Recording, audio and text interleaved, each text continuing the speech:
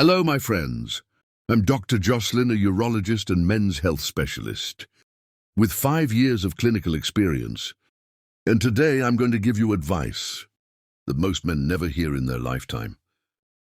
This is the kind of conversation that might make you blush a little. But I promise you, it will change the way you think about intimacy, confidence, and even your health as a man. Before we dive in, do me a quick favor. Hit that like button, subscribe to the channel, and tell me in the comments where you're watching from. I love knowing how far this community reaches. Whether it's a busy city apartment, a quiet retirement town, or somewhere in between. Now let's get into it. Here's the truth that nobody tells older men. Intimacy does not retire. Passion doesn't have an expiration date. Yet I see too many men giving up, thinking they're too old for deeper connection, or worse, that their body is betraying them. But here's the myth we need to bust today. Problems in the bedroom are not always just age. Often they're linked to small, manageable habits, things you can change starting right now. And today we're going to explore one of those exact topics. Men ask me about all the time. Intimacy practices that feel taboo to discuss, but actually open the door to more trust, more pleasure, and better performance. I've spent the last 5 years as a urologist helping men, just like you men in their 50s, 60s, 70s and beyond, reclaim confidence in their health and their intimate life. I can tell you this, the science is clear. When men understand how the body really works, the biology, the emotions, and the day-to-day reality, they make better choices, they reconnect with their partners, and they rediscover a kind of freedom many thought they had lost forever. So today I want to break it all down into clear, practical advice you can use. Let's walk through 5 key truths and mistakes men often make about intimacy, fluids, and connection, each one building on the last. Stay with me because number 1 will surprise you the most. Habit mistake number 5, thinking vaginal fluids are dirty. Let's start here because this is the root of so much embarrassment. Vaginal fluids are not random moisture. They're a masterpiece of the human body. Biologically, they're produced by 3 main sources. The Bartholin's glands, which secrete silky fluid to reduce friction. The Skene's gland, sometimes called the female prostate, adding more lubrication during arousal.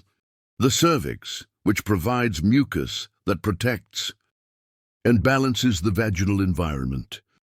These fluids are mostly water plus amino acids, enzymes, minerals, and lactic acid, designed to protect delicate tissue, reduce infection risk, and make intimacy safe and pleasurable emotionally. When a man rejects or judges these fluids, it can create shame in a woman. Practically, it damages trust and makes intimacy feel unsafe. So here's the shift. Don't think of fluids as gross. Think of them as the body's natural signal. That connection is possible and safe. Habit mistake number 4, ignoring taste and smell. This is the number 1 private question. Men ask me, what about the taste or smell? Here's the biological truth. Fluids vary, diet, hydration, hormones, stress, and even medications all change the profile. Pineapple, citrus, and hydration often fresher. Lighter taste, garlic, onions, alcohol, or coffee stronger, edge hormones around ovulation. Fluids are neutral around menstruation. A faint metallic note after menopause. Fluids may be less abundant or slightly more acidic. Emotionally, here's what matters. Variation is normal. No 2 men smell the same after a workout. No two women taste the same either, practically. If there's a sudden unpleasant change with discomfort, it's usually a common treatable imbalance, like bacterial vaginosis or yeast infection. That's a doctor's visit, not a deal breaker. The mistake is turning normal variation into criticism. Gentlemen, acceptance is more arousing than judgment. Habit mistake number 3, overlooking safety. Now the big question is, it's safe to swallow fluids. The short answer for healthy couples, yes. Fluids are mostly water enzymes and protective compounds. In fact, they're biologically less risky than things we do without thinking, like kissing or sharing drinks. But here's the caution. Fluids can carry sexually transmitted infections, just like semen or blood, chlamydia, gonorrhea, herpes, syphilis, Trichomonas HIV. The risk is higher if one partner has an active infection, and even more if the receiving partner has mouth sores, bleeding gums or ulcers. Biologically, risk exists emotionally. Honesty is the safeguard practically. The fix is simple: know your status. Test together and use barriers when needed. In new relationships, the mistake is assuming no symptoms means no risk. True intimacy comes with trust and transparency. Habit mistake number 2, staying silent out of embarrassment. I've seen couples lose connection not because of illness, but because of silence, a change in smell, a question about safety, a curiosity about trying oral intimacy. Left unspoken, it grows into shame. Biologically, the body is always changing. After menopause, after illness, even after a change in diet, fluids change too. Emotionally, when couples hide concerns, the other partner feels rejection without explanation. Practically, small issues go untreated. Intimacy becomes awkward and partners pull away. The mistake is silence. The solution is communication with kindness, curiosity and respect. Habit mistake number 1, forgetting the emotional power of acceptance. This, my friends, is the most powerful lesson. When a man embraces his partner fully, including her fluids, he communicates, I accept you completely, I trust you, I love every part of you. Biologically, that acceptance helps a woman relax, which deepens arousal and increases natural lubrication. Emotionally, it heals years of quiet shame women have carried about their bodies. Practically, it makes intimacy joyful, playful and fear-free. The biggest mistake men make is thinking intimacy is just mechanics. In reality, the strongest performance enhancer you'll ever discover is your partner feeling fully accepted.